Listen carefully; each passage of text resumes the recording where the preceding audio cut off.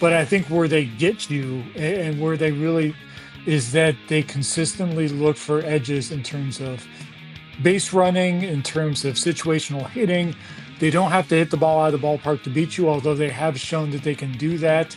It's a team that's finding very different avenues to get to their goal of a win on a given day, and they seem to be doing it time and time again. It's time for SportsNaut's MLB podcast. Big League Buzz, news and interviews from around the majors. Here's your host, Scott Golbranson. Welcome back to Big League Buzz, the Major League Baseball podcast from SportsNaut. I'm Scott Golbranson, and today we're going to talk about the Detroit Tigers, who've undergone a remarkable transformation. Just think of a year ago, they were a team headed for another losing season. That was August 2024. Now they are the best team in the American League. They hold the best record in 2025, on pace for over 100 wins. And boy, I'll tell you what, I wanted to talk about the Tigers now for weeks. And to do that, we bring in Jason Beck. He covers the Tigers for MLB.com and Tigers.com as well. You can follow him over on Blue Sky at Jason Beck if you want to talk a little bit about Tigers baseball. Jason, thanks for being with us here today. Thanks for having me on. Good to talk with you. All right, so let's dive into this. First of all, for those of us outside of Detroit, just trying to learn about this team, this hot team, what they've been able to do, what's the fundamental identity of this 2025 Tigers team, and kind of what at the core, perhaps unexpected elements and things that you might not have expected truly clicked to get this turnaround going end of last season, really, then into this season, into spring training. And now the fact that they've been able to consistently win, what's making it real for them? What's happening in Detroit?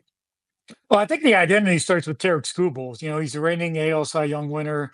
He's arguably the face of the team. He rose from a ninth-round draft pick to, become a legit ace and, a shutdown pitcher along the lines of Verlander and Scherzer.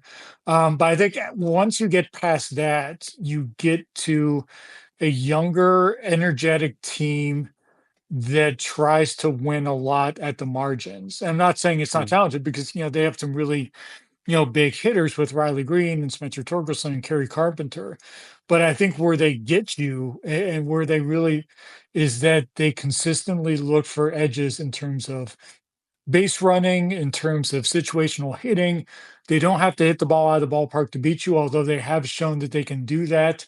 It's a team that's finding very different avenues to get to their goal of a win on a given day, and they seem to be doing it time and time again. The bullpen, while it's struggled a bit lately, has been a non-traditional mix of high leverage relievers who can shut down lineups. You don't have necessarily a traditional closer, but you've got a lot of guys who can put together innings, and then that once you carry the lead to like the sixth or seventh, you've got a good chance of carrying that through. Yeah, Skubal, amazing. Just two ERA, right? 10-2 record so far. And then you add in Torkelson, who you mentioned, and then the newcomers. You had Gleyber Torres, of course, who's leading all-star second baseman in voting. How much credit for this roster and its performance goes to player development and coaching, specifically manager A.J. Hinch and his ability to mix and match, and Chris Fetter's work with the pitchers versus the strategic player acquisitions made by the front office? Well, a lot of this roster is homegrown, and some guys who have had their struggles, as young players will often do. There aren't necessarily any phenoms here. There's a lot of guys who had to struggle along the way. Some of them in the minor league. Parker Meadows, for a stretch, looked like he was going to be on the career plan at High A West Michigan. Spencer Torkelson got sent down to AAA Toledo famously last year and spent a good portion of his summer there. But I think the positional instruction, Chris Fetter on the hitting side, Michael Brodar and his group on the hitting side have really been able to help develop some of these guys at the major league level, which is not easy to do because there's a lot of struggle that goes into that. But you also have Ryan Garco, assistant GM who's in charge of the player development system in the minor leagues, who's been able to take some guys who might have been overlooked prospects or guys who might have looked like they were on their way to being busts and really been able to develop not only competent major league players, but useful major league guys. Meadows, Wenzel Perez, guys like that. Will Vest was a Rule 5 guy who was returned a few years ago. They've been able to get these guys and get the best out of them and then kind of build from there. Yeah, you mentioned Will Vest there, and I want to check in on him. Of course, Sunday, he left Sunday's game against the Reds with a pinky issue and is awaiting the evaluation. What's the latest on that? What are you hearing? It sounds like they're hoping to avoid the injured list with him, and the initial tests sound pretty upbeat, so that they're cautiously optimistic that they'll have him, potentially even available tonight for the series opener against the Pirates. Nice. That's good news for them. And obviously that injury added to some of those bullpen shuffles you mentioned earlier. We saw John Brebbia go for assignment, and then they claimed Carlos Hernandez off waivers. As the break approaches, as we get up to the All-Star break here in a few weeks, how concerned are you about those struggles in the bullpen and the impact that those injuries might have on the team's ability to kind of maintain that momentum that they have in the division and their pathway to kind of continuing to roll as they have been? Well, I think to a certain degree, some of these struggles were anticipated. The bullpen logged a lot of innings last year.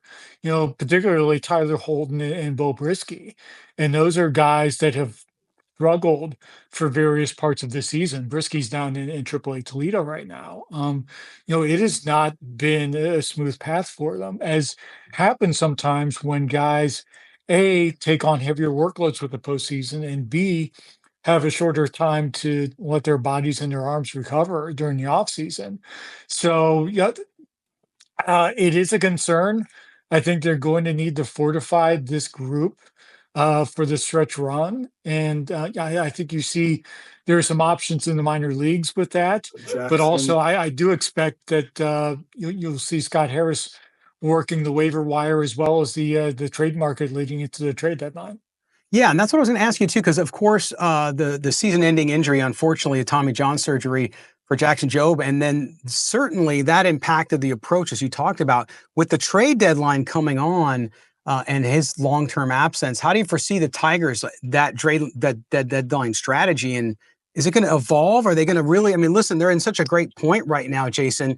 And you feel the push to want to go for a championship and have those aspirations there, but also the future of their pitching rotation. How do you think they're going to balance that? I know we're early. We got quite a bit of time here before the end of July, but just would love to hear your thinking on what they might do there. Well, I think some of it depends on how some of their other guys progress. They do have Reese Olson, who's hopefully on the way back. He made a rehab start the other night in Toledo. Wasn't throwing changeups yet. He's got to produce. He has to get that going before he gets the call back. But they're expecting him back at some point here, earlier rather than later this summer. Alex Cobb is on a rehab assignment. That's a little bit of a tougher thing to judge because he's having issues in both hips.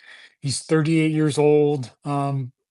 But when he does get the chance to pitch, he's shown he can pitch effectively. So they're going to try to see this out, see if they have something there. And they also have Jose Urquidy, who they signed in spring training, coming back from Tommy John surgery, who they seem cautiously optimistic that they might be able to get him going later this summer.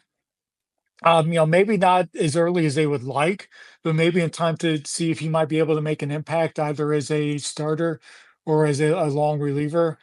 It'll be, those guys will have an impact on what the Tigers do at the deadline. I also think too, the Tigers will have to balance, and all teams balance this when you get into the playoffs.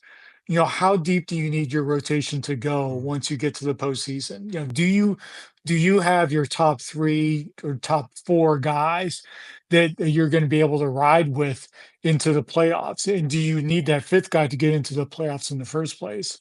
If they're feeling pretty comfortable about their standing in the Central, it wouldn't shock me if they try to ride with, Skubal, Flaherty, Mize, and Olsen, and then try to mix and match there at the 5 spot with Kaiser Montero. Troy Melton is progressing in the minor leagues. He's made a few starts in Toledo so far. He's shown some pretty good strikeout potential. Or bring in one of the injured guys. I think the bullpen is going to be the bigger concern there. I do suspect, as with a lot of contenders, that the Tigers will look for bullpen help. Yeah, it'll be interesting to watch that. And I know this run that they've had since August of last year, which has really been remarkable. They're now 9 games up in the Central and holding on to that. Clearly, yeah, bullpen is a big deal there. But when you look at the excitement around Detroit, I mean, I just saw a report about the TV ratings going crazy. We're starting to see that around Major League Baseball, actually. Seems like Americans are flocking back to baseball this year. What's sort of the mood in Detroit with this team? Is it still a little wait and see, even though people are excited?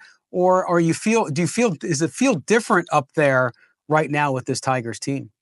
It's definitely a different feeling. I think people are getting, really invested in it. Part of it is that, they showed what they can do last year when they got into the playoffs and made that run, to a deciding game 5 in the division series, and they feel like they can build off of that.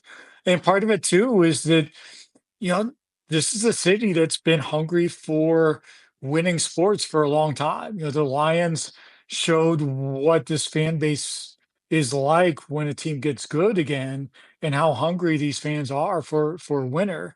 And I think the Pistons built on that, and the Tigers are doing that the same. So yeah, I think right now it seems like fans are fully invested in what this team is doing.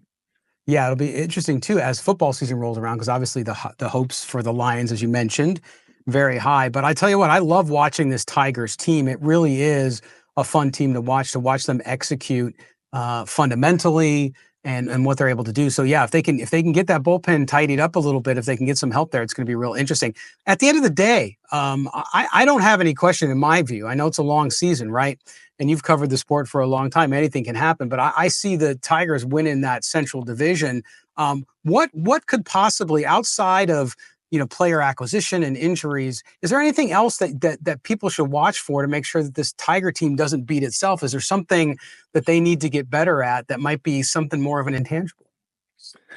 Yeah, they do have some struggles at times against some strong starting pitching. Maybe not necessarily the traditional aces that you see that throw hard. They can keep up with fastballs. Sometimes it's the guys who can flip like multiple breaking pitches and change into the strike zone and change speeds and stuff. Those can be the pitchers who exploit some of the young hitters that Detroit's got. So that's something to watch. And again, like the wear and tear on the bullpen, watch and see how even if Tyler Holden stays healthy, how he's pitching, what type of workload they have going on. At some point they're gonna have to turn to make sure they have some balance there and not leaning on him all the time. Yeah, I think they have some guys options there. Chase Lee is a right-hander that they called up recently that they really like, kind of a sidearm guy who can be a good piece in that middle relief mix. Obviously Tommy Canley with the changeups. They like him a lot. They signed him for a reason. So watch some of the mixing and matching that goes on there. That sounds great. And we will monitor what's happening up in Detroit by reading Jason Beck. You can read him up on MLB.com and, of course, up on the Tigers website. And if you want to converse with him or follow what's going on, make sure you check him out on Blue Sky at Jason Beck. Jason, we'll catch up with you later in the season, my friend. Thanks for being with us here on Big League Buzz. Awesome. Great talking with you. Have a good day. All right, so there you go. You're caught up with the Detroit Tigers. Man, have they been scorching it. But, man, some of those injuries, especially on that pitching staff, those are the kind of things that a team like this Tigers team, as Jason Beck was talking about, can sometimes catch up with you. So we'll see what they're able to do. The good news for them is they have a deep minor league system. They have a lot of assets they can trade off. A lot of folks are going to be in the market for those relief pitchers, that bullpen help as we get through the All-Star break and towards the trade deadline at the end of July. But the Tigers, man, they're in a good position. And really, believe me, I grew up a Padre fan, 1984 still in my memory, so I am not a Tigers fan. But I got to tell you, as someone who loves baseball, they are fun to watch. If you haven't watched them, make sure you do. A bunch of good matchups. coming up this week. Again, we want to thank Jason Beck, covers the Tigers for MLB.com, for being here on Big League Buzz. And most of all, we want to thank you for being with us to talk a little bit baseball as we go around the league with the latest news and views and interviews to catch you up. Do us a favor, make sure you subscribe to the podcast wherever you get your audio. If you're watching us on video, thank you. Good to see you. Also, subscribe there, hit that notifications bell, hit that thumbs up. We certainly like it as well. For everybody here at Sportsnaut and at Big League Buzz, this is Scott Golbranson, and I will see you next time. And don't forget, keep swinging for the fences.